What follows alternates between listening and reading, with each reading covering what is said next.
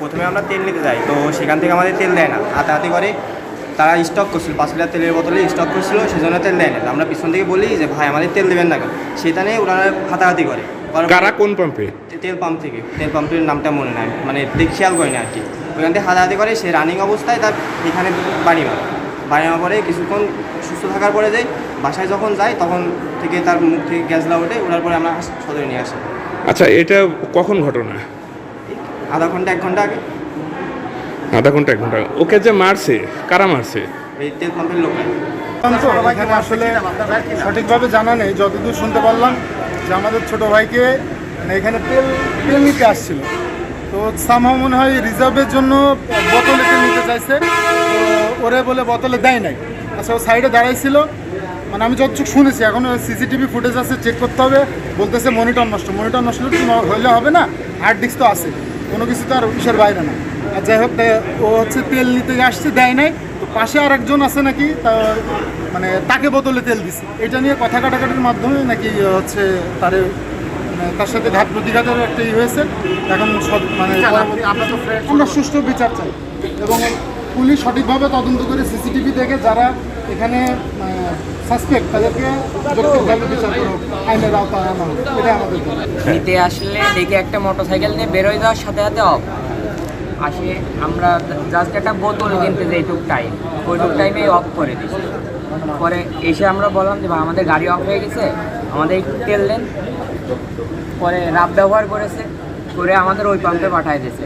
ওই পাম্পে চলে গেছি, মানে ওই পাম্পে তেল দিয়ে নিবি, তাই আমরা আবার ব্যাগ চলে আসছি বাসার দিকে। যাওয়ার সময় দেখে আবার চালু এটা, তাইলে আমাদের তো তেল লাগবে, যেখানে দেবে সেখানে আসবো। এখানে এসছি দেখি 5 লিটারের বোতল লোড করছে, আমাকে দেখে এদিকে চলে যাচ্ছে রানিংয়ে। পিঠে হাত দিয়ে দাঁড় করাতে গেছি, তার কথা হচ্ছে যে তার গায়ে হাত দিয়ে আসছে। মারছে কে? প্রথমে মায়ের শুনেছি যে এই কোনায় যে বসে, তারপরে ওই পাশে ওনার সাথে আরও একজন এসেছিল, ওই রোডের ওইখান থেকে দৌড়তে এসে গায়ে হাত দিয়েছে আমাদের।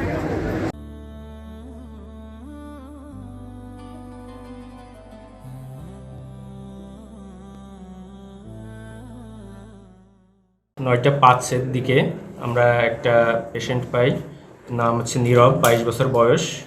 এখন পেশেন্টটা আসছে আমাদের এখানে মুমূর্ষু অবস্থায়। এখানে আসার পরে আমরা তাৎক্ষণিকভাবে তার পালস দেখলাম, পালস পাইনি। প্রেশার দেখলাম, প্রেশারটাও রেকর্ড করা যায়নি।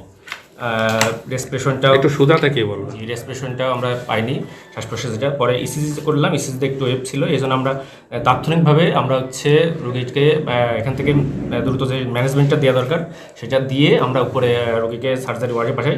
সেখানে চিকিৎসারত অবস্থায় রোগীটা আমাদের এখানে মারা যায়। আচ্ছা, প্রাথমিকভাবে কি হিস্ট্রি নিয়ে এসেছিল এবং কি কারণে মারা গেছে? প্রাথমিকভাবে ওরা যেটা বললো আর কি, যে ওখানে হচ্ছে ওখানে মারধর করা হয়েছে, মারামারি করছে। মারার পরে সেটা আমরা এখানে নিয়ে আসছে। নেওয়ার পরে আমরা এখান থেকে যেটা পাইছি দেখে আর কি, ওর জন্য যেটুকুন যা চিকিৎসা দেওয়ার দরকার ছিল সেটা দিয়ে আমরা উপরে পাঠাই। পরে চিকিৎসারত অবস্থায় আমরা ওকে দিতে পারি।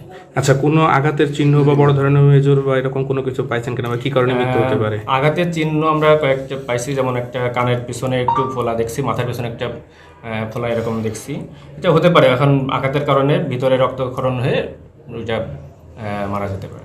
আপনারা জানেন যে এই তেলের রেশনিং সিস্টেম চালু করা হয়েছে, তো মোটরসাইকেল যোগে তেল নিতে আসে এই পাম্পে। তো তখন পাম্পের যারা কর্মচারী ছিল তাদের সঙ্গে তাদের কথা কাটাকাটি হয় এবং এক পর্যায়ে সেটা হাতাহাতি রূপ নেয়।